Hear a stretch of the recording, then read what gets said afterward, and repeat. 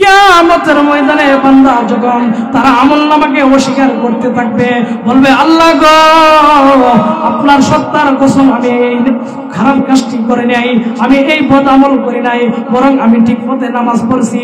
ফেরেশতারা আমার সাথে অনর্থক এই আমলগুলো লেগেছে, ফেরেশতারা আমার সাথে শত্রুতা ছিল।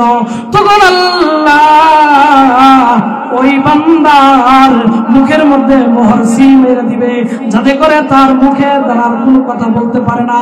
এমন অবস্থায় বান্দা আমার আপনার আমলনামা আল্লাহর কাঠগড়ায় সাক্ষী দিবে আমার আপনার বিরুদ্ধে।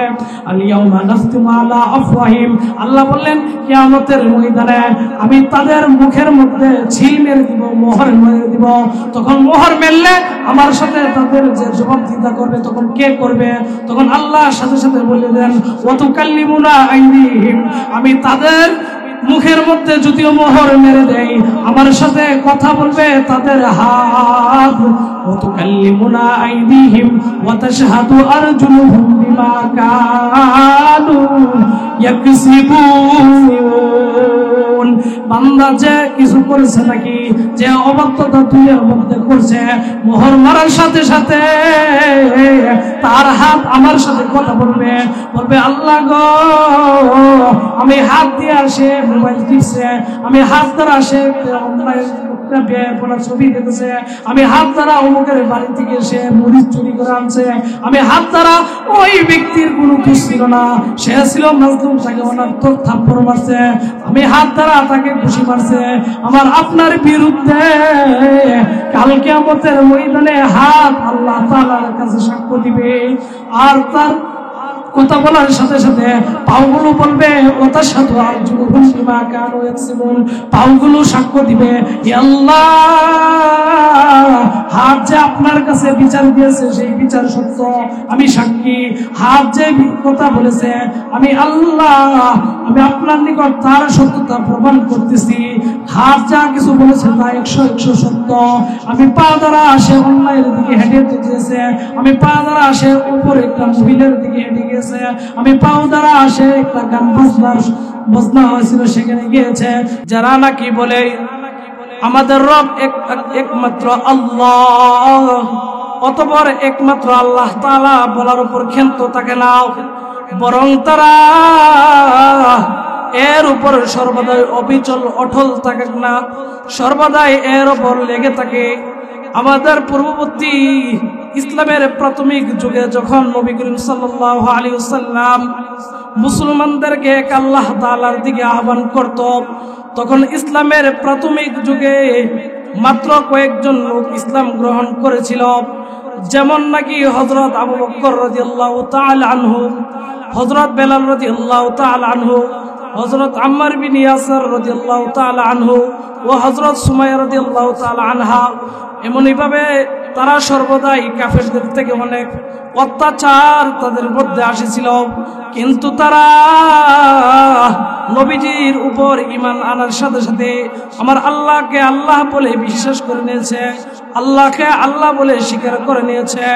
এই জন্য আল্লাহ পাক রব্বুল আলামিন নবীজিকে বলে দিয়েছেন, হে নবীজি যারা নাকি আমার উপর ঈমান আনে, তোমার উপর ঈমান আনে, এই ঈমানের উপর অবিচল থাকে, যত বিপদ যত কষ্ট আসুক না কেন, তাদের মৃত্যুর সময় আমি আল্লাহ যে ব্যক্তি এই অবস্থায় মৃত্যু বরণ করবে আমি আল্লাহ তার মৃত্যুর সময় ফেরেশতাদেরকে পাঠিয়ে দেই। তাতানাজ্জালু আলাইহিমুল মালাইকা, এমত অবস্থায় ব্যক্তি যখন মৃত্যুবরণ করবে ওই মুহূর্তে ওই ব্যক্তির মৃত্যুর সময় ফেরেশতারা আগমন করে। ফেরেশতারা আগমন করার পর তারা ওই মৃত ব্যক্তির সামনে তাকে সান্ত্বনা দিতে থাকে। ফেরেশতারা বলে আল্লাহ তাখাফু, তুমি যে দুনিয়ার থেকে চলে যাইতেছ তুমি আখিরাতের ব্যাপারে কোনো চিন্তা করবে না, কোনো বই করবে না। ওয়ালা তাহজানু, তুমি তোমার ফ্যামিলিকে ছেড়ে দেওয়ার কারণে কোনো টেনশন করবে না। আল্লাহ তাখাফু ওয়ালা তাহজানু, তুমি কোনো বই করবে না, টেনশন করবে না। ওয়া আবশিরু বিল জান্নাহ, বরং তুমি জান্নাতের সুসংবাদ শুনো। তুমি দুনিয়ার বুকে অনেক নেক আমল করতে, অনেক কিছু করতে, অনেক কষ্ট স্বীকার করতে, কাফেরদের পক্ষ থেকে অনেক কিছু করতে, এই জন্য তোমাকে সুসংবাদ দেওয়ার জন্য আমাদের আল্লাহ পাক রব্বুল আলামিন তোমার জন্য নিযুক্ত করেছেন, যেন আমি তোমার মৃত্যুর সময় তোমার মধ্যে যাতে বই চিন্তা না আসে, এই জন্য সুসংবাদ দেই। এই জন্য আমার আল্লাহ পাক সূরা হামিম সাজদার মধ্যে 30 নম্বর আয়াতের মধ্যে বলেন, আল্লাহ তাখাফু ওয়ালা তাহজানু, তাদের কোনো ভয় নাই, ওয়ালা তাহজানু, তাদের কোনো টেনশন নাই, ওয়া আবশিরু বিল জান্নাতিল্লাতী কুনতুম তুআদুন, তোমরা জান্নাতের সুসংবাদ শুনো, যেই জান্নাতের ব্যাপার নাকি তোমাদেরকে আল্লাহ পাক ওয়াদা করেছে, যেই জান্নাতের মধ্যে নাকি অনেক অনেক নিয়ামত রয়েছে। দুনিয়ার মধ্যে যদি কোনো একটা জায়গায় যাই আর ওইখানে কোনো রকম নিয়ামত পাই, আমরা বলি এখানে অনেক রকম নিয়ামত। বান্দারে, তুই দুনিয়ার বুকে অনেক কিছু কষ্ট করেছস, তুই রাতের বেলা শীতের মধ্যে কোন শীতের মধ্যে অনেক কষ্ট করেছস, কিন্তু তুই দুনিয়ার মধ্যে ভালো কিছু খাস নাই, ভালো কিছু খরচ নাই। আমি আল্লাহ তোকে পরীক্ষা করেছিলাম, আমি আল্লাহ দেখেছিলাম তুই কি দুনিয়াকে প্রাধান্য দেস না আখিরাতকে প্রাধান্য দেস। এই জন্য আমি আল্লাহ তোর জন্য জান্নাতের ব্যবস্থা করে রেখেছি। শুধু তাই নয় বাইরে, ওই ফেরেশতারা মৃত ব্যক্তির কাছে আয়েশা বলে, নাহনু আউলিয়াউকুম ফিল হায়াতিদ দুনিয়া ওয়া ফিল আখিরাহ, এ বান্দা, দুনিয়ার মধ্যে আমরা তোমাদের বন্ধু এবং আখিরাতের মধ্যে, পরকালের মধ্যে আমরা তোমাদের বন্ধু। তোমরা কোনো চিন্তা করবে না, কোনো টেনশন করবে না। ওয়া ফিল আখিরাহ ওয়া লাকুম ফিহা মা তাশতাহি আনফুসাকুম, তোমাদের জন্য জান্নাতের মধ্যে রয়েছে যা তোমরা কামনা করো, যা তোমরা চাও। ওয়া লাকুম ফিহা মা তাদউন, এবং তোমরা সেখানে যা চাও, যা দাবি করো, আমি আল্লাহ তোমাদের জন্য সবকিছু প্রস্তুত করে রেখেছি। হযরত আনাস রাদিয়াল্লাহু তাআলা আনহু হইতে বর্ণিত, হযরত আনাস রাদিয়াল্লাহু তাআলা আনহু বলেন, একবার নবী করিম সাল্লাল্লাহু আলাইহি ওয়াসাল্লাম এক আনসার সাহাবীকে দাফন করার জন্য যাচ্ছিলেন, তখন আমরাও নবীজির সাথে ছিলাম। অতঃপর নবী করিম সাল্লাল্লাহু আলাইহি ওয়াসাল্লাম ওই জান্নাতের ওই কবরের মধ্যে গিয়ে বসে পড়লেন। যখন নবীজি ওই কবরের মধ্যে বসে পড়লেন, আমরা তার সাথে বসে পড়লাম।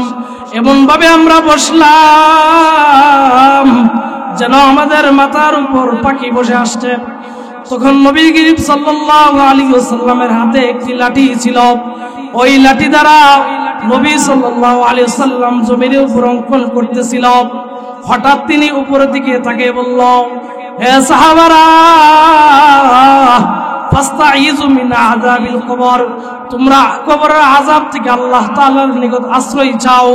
কেননা হে সাহাবীরা রে, হাদিস শরীফের মধ্যে আছে, কোন ব্যক্তি যদি দুনিয়ার মধ্যে নেক আমল করে কবরের জন্য যায়, যখন কোন ব্যক্তি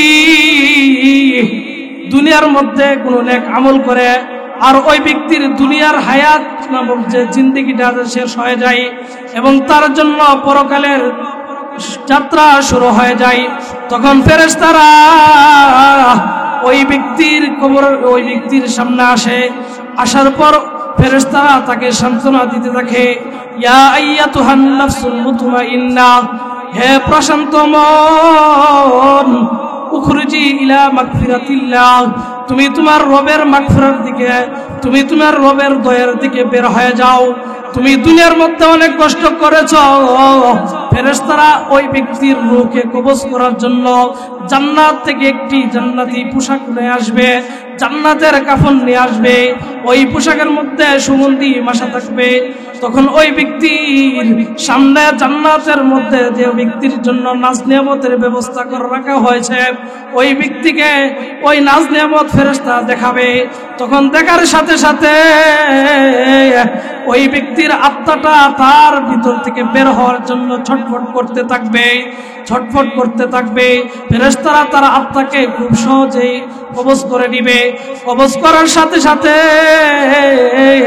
জান্নাতি যে কাফন আনছিল ওই কাফনের ভিতর আত্মাকে ঢোকাবে, তখন সমস্ত ফেরেশতারা কারাকারি লেগে যায় ওই ব্যক্তির আত্মাকে নেওয়ার জন্য, কার আগে কে নিবে।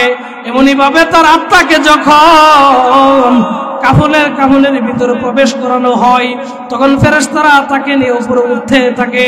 উপরে ওঠার সময় ফেরেশতারা বলে, হে ফেরেশতারা, তোমরা এই ব্যক্তি কার আত্মাটা এনেছ? তখন ফেরেশতারা বলে, অমুক ব্যক্তির, অমুক গ্রামের অমুক ছেলের আত্মাটা। তখন ফেরেশতা বললেন, তোমাদের জন্য শুভ হোক, তোমাদের প্রতি মঙ্গল। কারণ কি, মনে হয় এই ব্যক্তি অনেক দুনিয়াতে অনেক নেক আমল করেছে, অনেক জীবনে অনেক ভালো কিছু করেছে। তখন ফেরেশতারা ওই ফেরেশতাদেরকে বলবে, তোমরা কিভাবে জানলে সে যে নেককার? তখন ফেরেশতা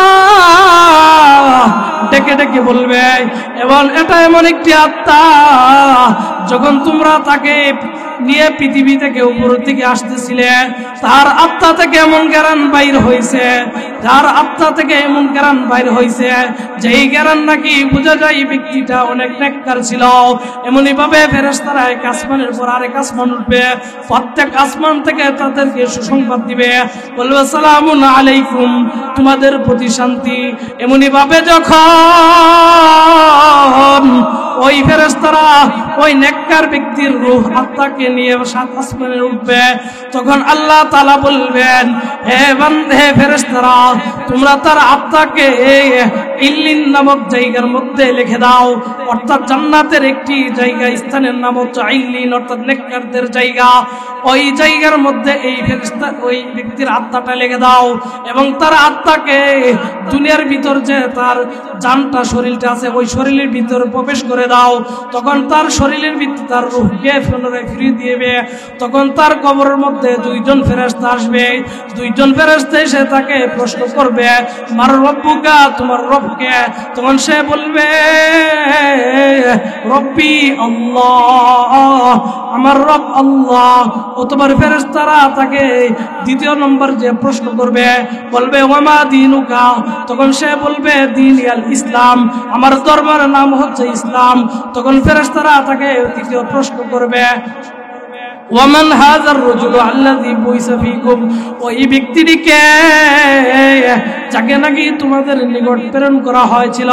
তখন ওই ব্যক্তি যেহেতু দুনিয়ার মধ্যে অনেক নেক আমল করেছে, নেক আমল করার কারণে সে বলবো হাযা নবী, ওই ব্যক্তি হলো আমার নবী।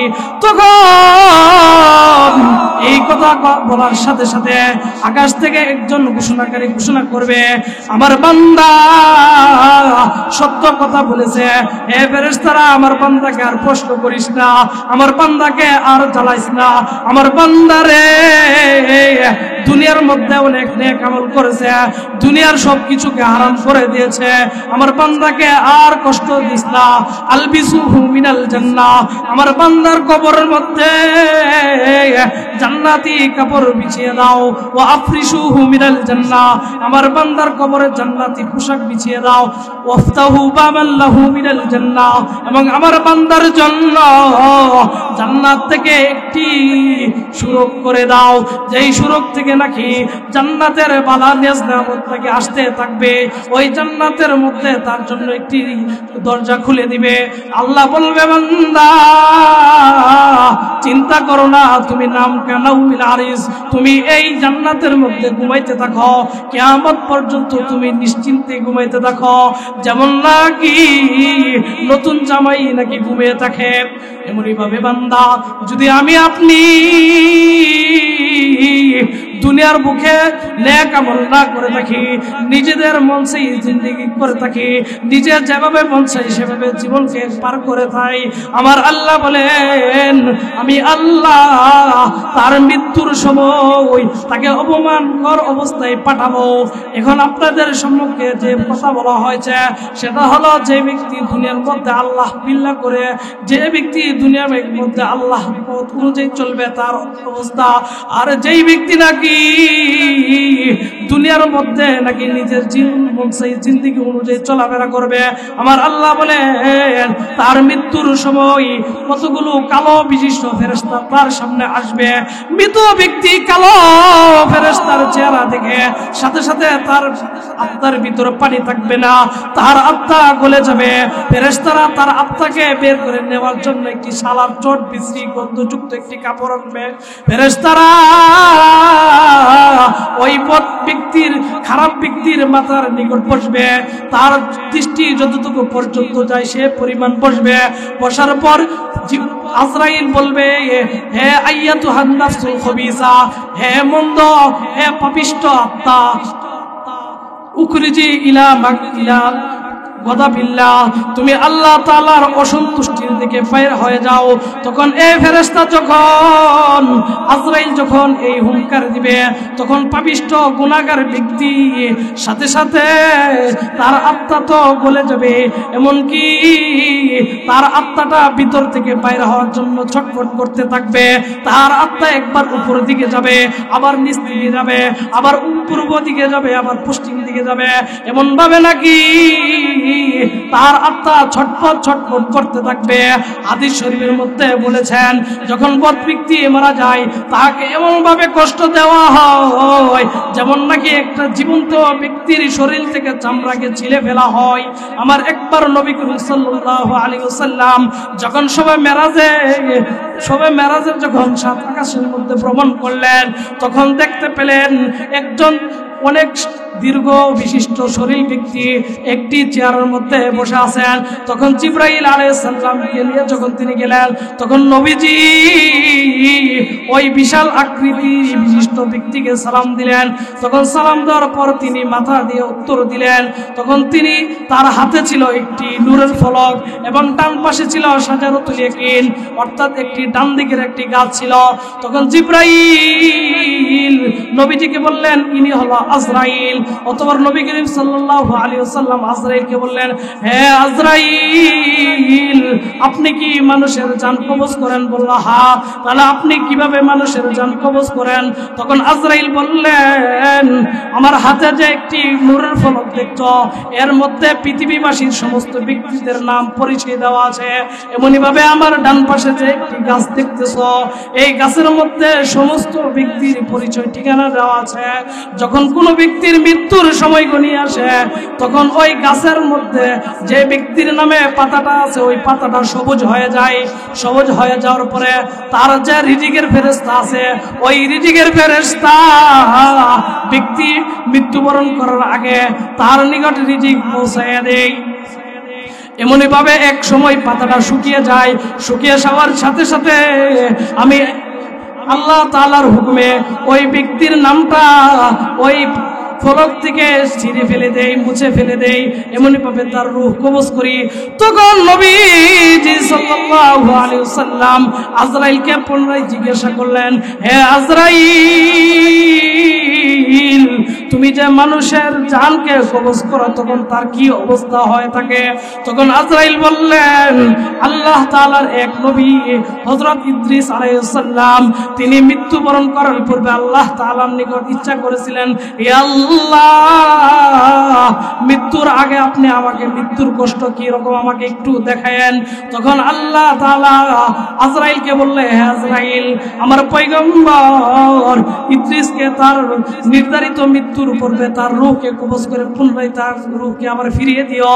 তখন আজরাইল বললেন, আমি যখন ইদ্রিস নবীর থেকে তার রূহকে কবজ করে পুনরায় তাকে জীবিত করি, তখন আমি ইদ্রিস পয়গম্বরকে আমি জিজ্ঞাসা করলাম, হে ইদ্রিস, আমি যে তোমার রূহটা কবজ করেছি বলো তো তোমার কাছে কেমন লেগেছে? তখন ইদ্রিস পয়গম্বর বললেন, আমার কাছে মনে হয়েছে আমার চিন্ত চামড়াকে শরীর থেকে খসে খসে তুলে নেওয়া হয়েছে। তখন আজরাইল বললেন, আল্লাহর কসম, আল্লাহর কসম, এই পর্যন্ত আমি আজরাইল যতজনের মানুষ জানকে কবজ করেছি আপনার থেকে অধিক সহজ আর কারো জান কবজ করি নাই। এই কথা শোনার পর নবীজি চিন্তিত হয়ে গেলেন, পেরেশানি হয়ে গেলেন, আমার গুনাহগার উম্মতের কি অবস্থা হবে। আল্লাহর নবী ইদ্রিস যে নাকি জান্নাতের মধ্যে যাবে, তার আত্মা যদি বের করতে এত কষ্ট হয়, যার আত্মা বের করতে যদি এত পরিশ্রম থাকে, এত কষ্ট হয়, তাহলে আমার গুনাহগার উম্মতেরা যারা নাকি ঠিকমতো নামাজ পড়ে না, যারা ঠিকমতো রোজা রাখে না, তাদের মৃত্যুর সময় তাদের রূহকে কবজ করা হবে, তাহলে কি কষ্ট হবে। তখন নবীজি অনেক চিন্তিত হয়ে গেলেন, অনেক পেরেশানি হয়ে গেলেন। নবীজি চোখ দিয়া পানি জোর জোর করছিলেন। তখন আজরাইল বললেন, ইয়া রাসূলুল্লাহ, ইয়া হাবিবাল্লাহ, আপনি কোনো টেনশন করিয়েন না।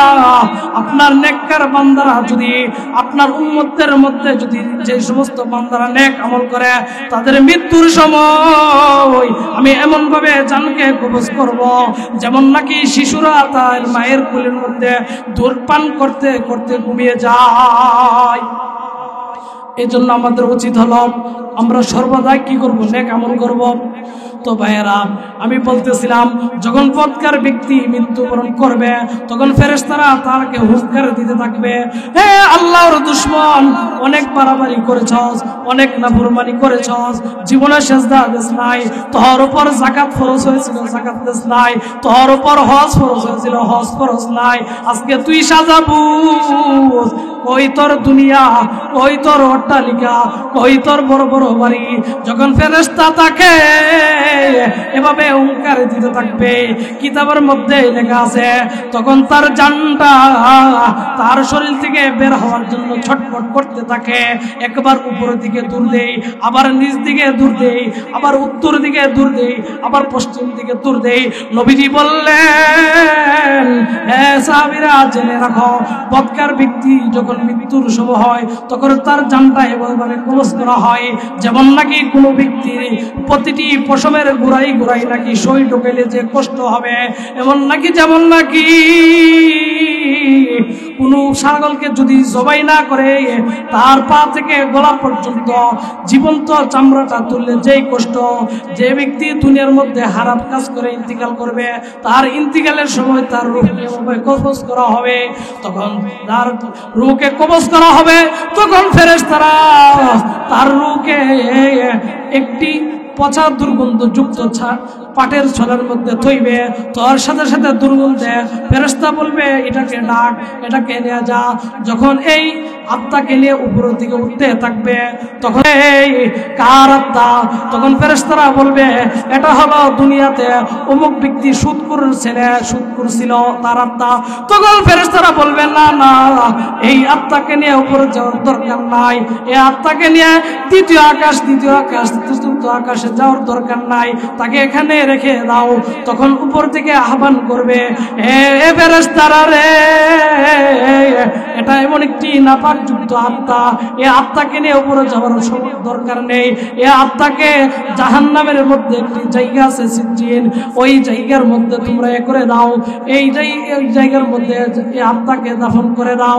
অথবা ওই আত্মাকে ব্যক্তির শরীরের ভিতরে ঢুকে দেওয়া হবে। শরীরের মধ্যে ঢুকে দেওয়ার সাথে সাথে দুইজন ফেরেশতা এসে বলবে, মার রব্বুকা, তোমার রবকে। তখন সে বলবো, হা হা লা আদরি, হায় আফসুস, হায় আফসুস, আমি তো জানি না। অতঃপর ফেরেশতা তাকে দ্বিতীয়বার প্রশ্ন করবে, আমার রব, আমার দিনুকা, তোমার ধর্মের নাম কি? সে বলবো, হা হা লা আদরি, হায় আফসুস, হায় আফসুস, আমি তো জানি না। উলামায়ে কেরাম আমাদেরকে নামাজের জন্য বলতো, উলামায়ে কেরাম আমাদেরকে 24 ঘন্টা আমাদের পিছনে লেগে থাকতো নেক আমল করার জন্য, আমি তো জানি না আমার ইসলাম কি। তখন ফেরেশতারা তাকে তৃতীয় প্রশ্ন করবে, ওমান হাজার রাজুল আল্লাযী বুইসা ফীকুম, ওই ব্যক্তিকে যাকে নাকি তোমাদের নিকট প্রেরণ করা হয়েছিল। তখন সে বলবে, হা হা লা আদরি, হায় আফসোস, হায় আফসোস, আমি তো জানি না, আমি জানি না। তখন আকাশ থেকে একজন ঘোষণাকারী ঘোষণা দেবে, হে ফেরেশতারা রে, এই গুনাহগারকে আর প্রশ্ন করার দরকার নাই, এই গুনাহগারকে প্রশ্ন করার সময় নষ্ট করার দরকার নাই, তাকে জাহান্নামের মধ্যে ফেলে দাও। আল আফরিসুহু মিনাল নার, তাকে জাহান্নাম থেকে একটি বিছানা বিছিয়ে দাও। আল বিসুহু মিনাল জান্নাত, মিনান নার, তাকে জাহান্নামের পোশাক পরিয়ে দাও, ওয়াফতাহু লাহু বাবান মিনান নার, এবং জাহান্নাম থেকে তার জন্য একটি দরজা খুলে দাও, যাতে করে সে ওই জাহান্নামের আযাবের যে প্রচন্ডতা সেগুলো সে অনুভব করতে পারে। হায় আফসোস, আমাকে আপনাদের অবস্থা যদি এরকম হয় তাহলে আল্লাহ তাআলার দরবারে আটকে পড়ে যাব বলে ঠিক না ঠিক? আমার আল্লাহ পাক রব্বুল আলামিন বলেন, বান্দারে আজকে তুমি যৌবনের কারণে কত বদ আমল করতেছ, নিজেকে অনেক বড় ভাবতেছ। তোমার আগে তো দেখেছো তোমার বাপ দাদা ছিল, কিন্তু তারা আজকে কোথায়?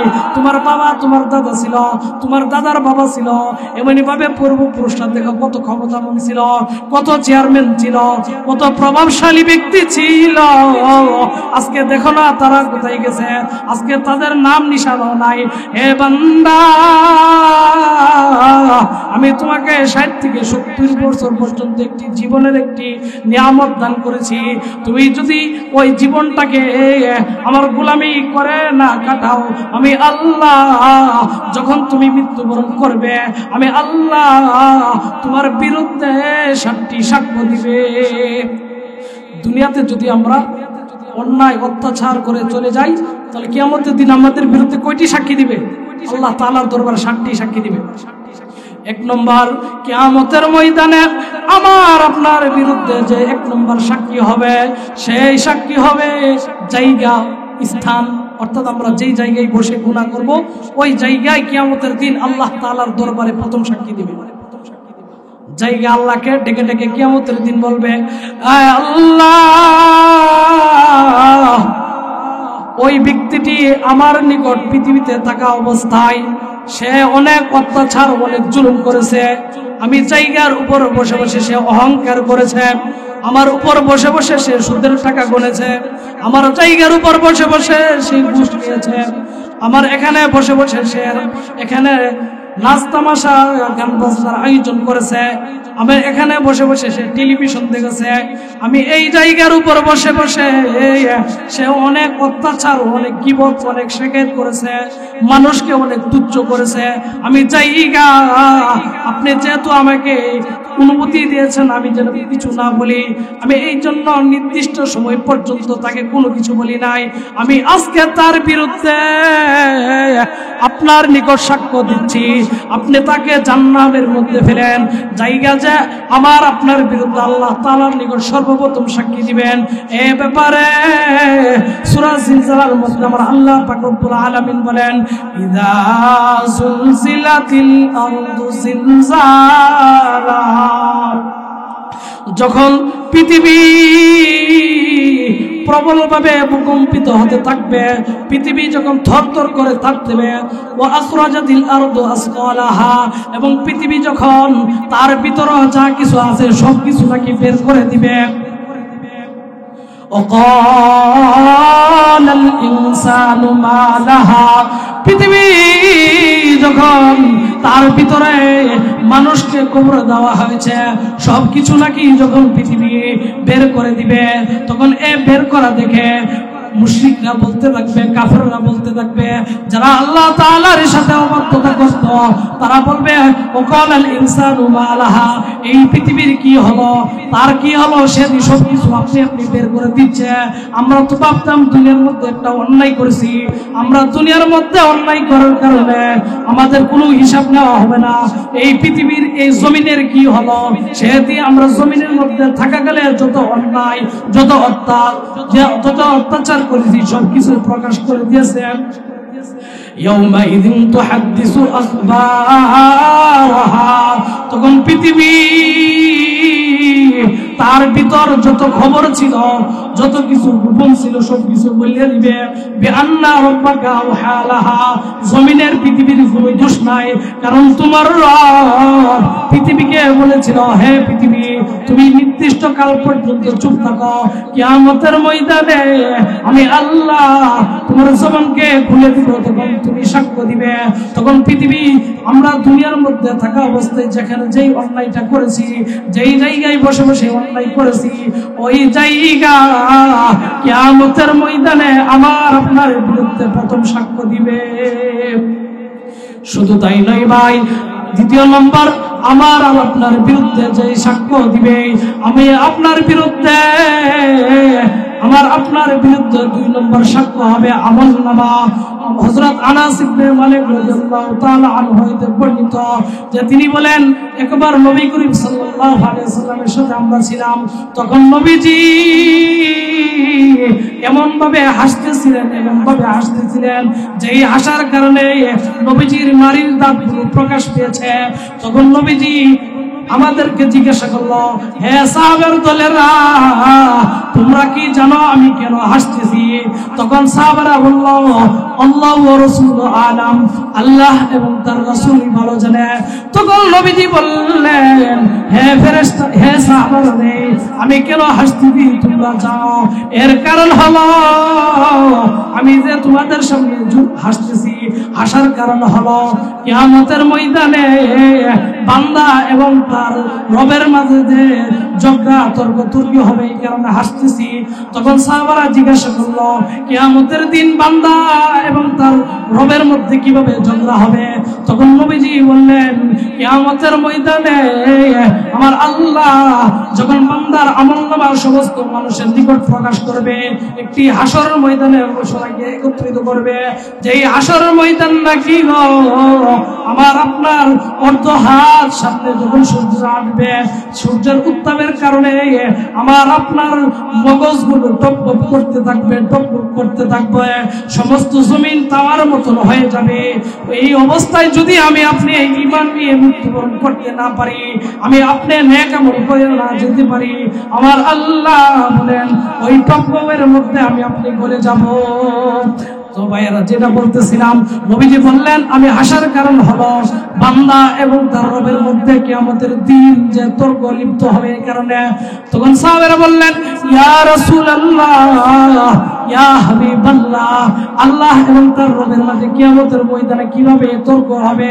তখন নবীজি বললেন, বান্দার সামনে যখন কিয়ামতের দিন আল্লাহ তার আমলনামাকে পেশ করবে, তখন সে বলবে, ইয়া আল্লাহ, দুনিয়াতে আমি তো মুশরিক ছিলাম না, দুনিয়াতে আমি কাফের ছিলাম না, দুনিয়ার মধ্যে আমি নেক আমল করছি, বরং ফেরেশতারা আমার নামে এই অন্যায়গুলো অনর্থক লেগেছে।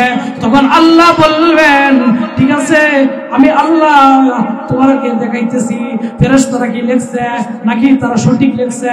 তখন আল্লাহ বলবেন, তখন সাথে সাথে তার চেহারার মধ্যে, তার মুখের মধ্যে আমি মোহর লাগিয়ে দিব।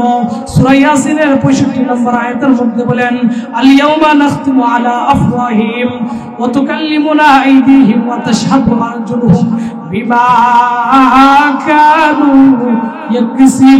ইয়াকসিবুন। কিয়ামতের ময়দানে বান্দা যখন তারা আমলনামাকে অস্বীকার করতে থাকবে, বলবে, আল্লাহ গো, আপনার সত্তার কসম আমি খারাপ কাজটি করে নাই, আমি এই বদ আমল করি নাই, বরং আমি ঠিক মতে নামাজ পড়ছি, ফেরেশতারা আমার সাথে অনর্থক এই আমলগুলো লেগেছে, ফেরেশতারা আমার সাথে শত্রুতা ছিল। তখন আল্লাহ ওই বান্দার মুখের মধ্যে মোহর সিল মেরে দিবে, যাতে করে তার মুখে দ্বারা কোনো কথা বলতে পারে না। এমন অবস্থায় বান্দা আমার আপনার আমলনামা আল্লাহর কাম করায় সাক্ষী দিবে আমার আপনার বিরুদ্ধে। আল ইয়াউমা নাখতিমু আলা আফওয়াহিম, আল্লাহ বললেন কিয়ামতের ময়দানে আমি তাদের মুখের মধ্যে ছিল মেরে দিব, মোহর মেরে দিব। তখন মোহর মেললে আমার সাথে তাদের যে জবাবদিহিতা করবে, তখন কে করবে? তখন আল্লাহ সাথে সাথে বলে দেন, ওয়া তুকাল্লিমুনা আইদিহিম, আমি তাদের মুখের মধ্যে যদিও মোহর মেরে দেই, আমার সাথে কথা বলবে তাদের হাত। ওয়া তুকাল্লিমুনা আইদিহিম ওয়া তাশহাদু আরজুলুহুম বিমা কানু ইয়াকসিবুন। বান্দা যে কিছু করেছে নাকি, যে অবাধ্যতা দুনিয়ার মধ্যে করছে, মোহর মারার সাথে সাথে তার হাত আমার সাথে কথা বলবে, বলবে, আল্লাহ গো, আমি হাত দিয়ে আসে মোবাইল টিপছে, আমি হাত দ্বারা আসে ছবি দেখেছে, আমি হাত দ্বারা অমুকের বাড়ি থেকে এসে মরিচ চুরি করে আনছে, আমি হাত দ্বারা ওই ব্যক্তির কোনো দোষ ছিল না, সে ছিল মাজলুম, তাকে অনর্থক থাপ্পড় মারছে, আমি হাত দ্বারা তাকে ঘুষি মারছে। আমার আপনার বিরুদ্ধে কাল কিয়ামতের ময়দানে হাত আল্লাহ তাআলার কাছে সাক্ষ্য দিবে, আর তার কথা বলার সাথে সাথে পাওগুলো বলবে ওয়াতাশহাদু আরজুলুহুম বিমা কানু ইয়াকসিবুন, পাওগুলো সাক্ষ্য দিবে হে আল্লাহ, হাত যে আপনার কাছে বিচার দিয়েছে সেই বিচার সত্য, আমি সাক্ষী। হাত যে কথা বলেছে আমি আল্লাহ, আমি আপনার নিকট তার সত্যতা প্রমাণ করতেছি। হাত যা কিছু বলেছে তা 100 সত্য। আমি পা দ্বারা সে অন্যায়ের দিকে হেঁটে গিয়েছে, আমি পা দ্বারা সে উপরে একটা মহিলার দিকে হেঁটে গিয়েছে, আমি পাও দ্বারা সে একটা গান বজনা হয়েছিল সেখানে গিয়েছে। শুধু তাই নাই রে বাবা, কিয়ামতের ময়দানে আমার আপনার বিরুদ্ধে সাক্ষী যে সাক্ষ্য দিবে, আমার আপনার বিরুদ্ধে 7 নম্বর সাক্ষীর মধ্যে 3 নম্বর হচ্ছে কিরামান কাতিবিন, অর্থাৎ 2 ফেরেশতা। এই ব্যাপারে আমার আল্লাহ পাক রব্বুল আলামিন বলেন সূরা আবাসার মধ্যে বলেন ওয়া ইন্না আলাইকুম লাহাফিজিন, আমি তোমাদের জন্য রাখেছি তত্ত্বাবধায়ক ফেরেশতাগণ, তারা হলো কিরামান কাতিবিন, সম্মানিত 2 ফেরেশতা। সম্মানিত 2 ফেরেশতা কি করে? ইয়ালামুনা মা তাফআলুন, ওই সম্মানিত 2 ফেরেশতা আমি আপনি যে আমল করি নাকি তারা সবকিছু জানে। তারা এমন ফেরেশতা যেই ফেরেশতাগুলো নাকি আমার আপনার মৃত্যুর পর থেকে, আমার আপনার জন্মের পর থেকে নিয়ে মৃত্যু পর্যন্ত 1 সেকেন্ডের জন্য তারা আমাদের থেকে দূরে থাকবে না। ওই আমলনামাগুলো ফেরেশতারা কালকে আমাদের ময়দানে আল্লাহ তাআলার নিকট বলবে হে আল্লাহ, আমরা সাক্ষী, আমরা তো কারোর সাথে শত্রুতা নাই, আমরা সাক্ষী এই লোকটা অমুক তারিখে অমুক কাজটি করেছে। আমি আল্লাহ তাআলার দরবারে ওই ফেরেশতারা যখন এই সাক্ষ্য দিবে, তখন আমার আপনার জাহান্নামের ঠিকানার জন্য আল্লাহ ফেরেশতাদেরকে বলবে হে ফেরেশতারা তাকে জাহান্নামের মধ্যে নিক্ষেপ করো। যখন আমার আপনার ঠিকানা জাহান্নামের মধ্যে হবে, জাহান্নামের আগুন রে ভাই আমার আপনার কলিজা পর্যন্ত গুনাহ করে দিবে। শুধু তাই নয় ভাই, কিয়ামতের ময়দান অনেক কঠিন। আমার আল্লাহ সূরাতুল হজর 1 নম্বর আয়াতের মধ্যে বলেন ইয়া আইয়ুহান নাসু তাকু রাব্বাকুম, হে মানুষ তোমরা তোমাদের রবকে ভয় করো, অর্থাৎ তোমরা বেশি বেশি নেক আমল করো, তোমরা বেশি বেশি মৃত্যুর জন্য প্রস্তুতি নাও। কারণ ইন্না যালজালাতাস সাআতি শাইউন আযীম, হে বান্দারা কিয়ামতের প্রকম্পন এটা বিশাল একটি ভয়ঙ্কর ব্যাপার। কারণ এমন ভয়ঙ্কর ইয়াউমা তারাউনাহা, তুমি সেদিন দেখতে পারবে, অর্থাৎ যেদিন কিয়ামত হবে তুমি সেদিন দেখতে পারবে। ইয়াউমা তারাউনাহা তাযহালু কুল্লু ইয়াউমা তারাউনাহা তাযহালু কুল্লু মুরদিন আম্মা আরদাআত, তুমি সেদিন দেখতে পারবে প্রত্যেক দুগ্ধ পানকারী মা তাদের দুগ্ধ পানকারী শিশুদের ব্যাপারে ভুলে যাবে। ওয়া তাযহালু ইয়াউমা তারাউনাহা তাযহালু কুল্লু মুরদিআতিন আম্মা আরদাআত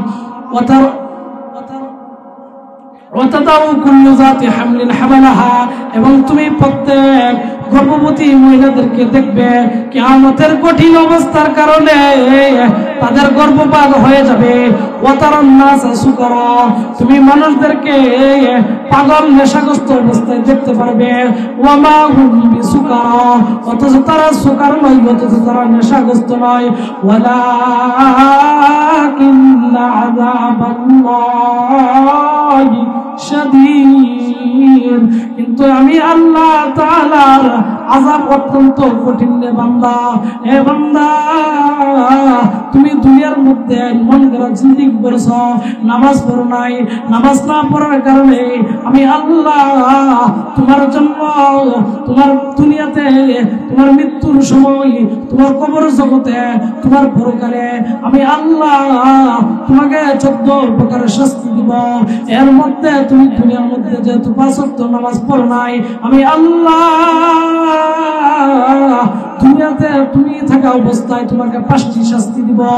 এর মধ্যে 1 নম্বর শাস্তি হলো, তুমি দুনিয়াতে থাকা অবস্থায় তোমার যে একটা বরকত ছিল সেই বরকতকে আমি কেড়ে নিব। তুমি যত টাকা পয়সা কামাও না কেন সেই টাকা পয়সার মধ্যে কোনো বরকত পাবে না। তুমি যত কিছু করো না কেন তুমি তার মধ্যে কোনো বরকত পাবে না। 2 নম্বর হচ্ছে, আমি আপনি যদি দুনিয়ার মধ্যে নামাজ না পড়ে যাই, আমি আল্লাহ তোমাকে 2 নম্বর দুনিয়ার মধ্যে যে শাস্তি দিব, এর মধ্যে তোমার চেহারা থেকে যে নেককারদের একটা আলো ছিল ওই আলোকে আমি আল্লাহ তাআলা তোমার চেহারা থেকে দূর করে নিব। 3 নম্বর হচ্ছে, আমি তোমার কোনো নেক আমলের প্রতিদান দিব না। তুমি নামাজ ব্যতীত অন্য সব নেক আমল করো, আমি আল্লাহ তুমি যেহেতু নামাজ পড়ো নাই, তুমি নিজের জীবনকে হেলাই হেলাই কাটিয়ে দিয়েছ। এ যুবক ভাইয়েরা চিন্তা করে দেখবেন না, আবার আপনার বয়সে কত যুবক কবরের প্যাসেঞ্জার হয়ে গেছে। এখন যদি 2টা চোখ বুঝে যায়, দুনিয়ার মধ্যে আপনি যত মানুষকে আপন দেখেন না কেন, কেউ আপনার জন্য 2 থেকে 3 দিনে বেশি কান্নাকাটি করবে না, আপনার জন্য আল্লাহ তাআলার কাছে দোয়া করবে না। এই জন্য রাসূল সাল্লাল্লাহু আলাইহি ওয়াসাল্লাম বলেছেন, ইফতানিম খামসান কবলা খামসিন, হে উম্মতেরা রে 5টা জিনিসের পূর্বে 5টা জিনিসকে তোমরা মূল্যায়ন করো। শাবাবাকা কবলা হারামিক, হে যুবক ভাইয়েরা তোমার যৌবনকে তুমি বৃদ্ধ হওয়ার পূর্বে, তুমি মুরব্বী হওয়ার পূর্বে তোমার যৌবনকালকে তুমি গনিমত মনে করো। তুমি যদি যৌবনকালে এতগুলো বিপদ কষ্ট পাড়ি দিয়া তোমার মন চাই তুমি গুনাহ করতে, গুনাহ করো নাই, তুমি আল্লাহকে ভয় করো, তুমি আল্লাহ তাআলাকে ভয় করো, কারণ নামাজ পড়ো। তোমার মন চাই মেয়েদের সাথে কথাবার্তা বলতে, যৌবনকালে তুমি মেয়েদের সাথে কথা বলো নাই, আমি আল্লাহকে ভয় করেছ। তুমি দুনিয়ার মধ্যে অনেক নেক আমল করেছ, যৌবন থাকতে তুমি ইবাদত করেছ। তুমি ইবাদত করার কারণে তুমি যদিও বৃদ্ধ বয়সে ঠিক মতো নামাজ পড়তে না পারো, আমি আল্লাহ খুশি হয়ে তোমার যৌবনকালের ইবাদতের বোনাস হিসেবে তোমাকে বৃদ্ধকালে দিয়ে দিব। এই জন্য আমার আল্লাহ বলেন, যেই ব্যক্তি দুনিয়ার মধ্যে নেক আমল না করে মারা যাবে, আমি আল্লাহ তাকে 4র্থ নম্বর যে শাস্তি দিব, 4 নম্বর শাস্তি হচ্ছে তার কোনো নেক আমলের প্রতিদান দেওয়া হবে না। 5 নম্বর যে শাস্তি দিব, 5 নম্বর শাস্তি হচ্ছে নেককারদের দোয়া তার জন্য প্রযোজ্য হবে না। নেককাররা যত দোয়া করুক না কেন নেককারদের দোয়ার মধ্যে তাকে শামিল রাখবে না। এমনি ভাবে যদি আমি আপনি দুনিয়ার মধ্যে নামাজ না পড়ে যাই, যখন আমাদের মৃত্যুর সময় হয়ে যাবে, আমাদের মৃত্যুর সময় আমার আল্লাহ পাক রব্বুল আলামিন আমাদেরকে 3টি শাস্তি দিবেন। এর মধ্যে মৃত্যুর সময় আমাকে আপনাকে অপমান করা অবস্থায় মৃত্যুবরণ করাবে, আমাকে বাথরুমে ফেলাইবে, আগুনের পরে মৃত্যুবরণ করবে, যাতে লোকেরা দেখতে পারত সে দুনিয়ার মধ্যে অনেক খারাপ ছিল, সুদখোর ছিল, নামাজ পড়তো না, সে টেলিভিশন দেখতো। আমার আপনার মৃত্যুর অবস্থা থেকে বলে দিবে আসলে লোকটা সে অনেক জালেম ছিল, আসলে সে নামাজ পড়তো না। এই জন্য আমার আল্লাহ বলেন যে এই ব্যক্তি নাকি ঠিক মতে নামাজ পড়বে না, আমি আল্লাহ তার মৃত্যুর সময় 3টি শাস্তি দিব। এর মধ্যে 1 নম্বর শাস্তি হতো আমি আল্লাহ পাক রব্বুল আলামিন তার মৃত্যুর সময় তাকে অপমান করে লাঞ্ছন করে মৃত্যু দিব। 2 নম্বর আমি তাকে মৃত্যুর সময় এমন তৃষ্ণার্ত অবস্থায় মারা দিব, এমন পিপাসার্ত অবস্থায় তাকে মৃত্যুবরণ করাবো, যেমন নাকি সমস্ত পৃথিবীর সমুদ্রের পানিগুলো যদি তার সামনে হাজির করা হয় তাহলে সে এমন ক্লান্ত, এমন পিপাসার্ত হবে, তার সমস্ত পৃথিবীর পানির খেয়েও তার পিপাসা মিটবে না। আমার আল্লাহ বলেন 3য় নম্বর যে শাস্তি দিব সেটা হলো তাকে আমি ক্ষুধার্ত অবস্থায় মৃত্যুবরণ করব। এই জন্য ভাই আমরা আল্লাহ তাআলার ইবাদত এবং বন্দেগী করে বেশি বেশি ইবাদত করব, যাতে আল্লাহ পাক রব্বুল আলামিন আমাদের দুনিয়াতেও সফল কাম করে, আখিরাতেও সফল কাম করে। আল্লাহ পাক আমাদেরকে বেশি বেশি নামাজ, রোজা, হজ, যাকাত যে ইবাদত আছে সেগুলো আদায় করার তৌফিক দান করুন। সকলে বলে আমিন। ওয়া আখির দাওয়ানা আলহামদুলিল্লাহি রাব্বিল আলামিন।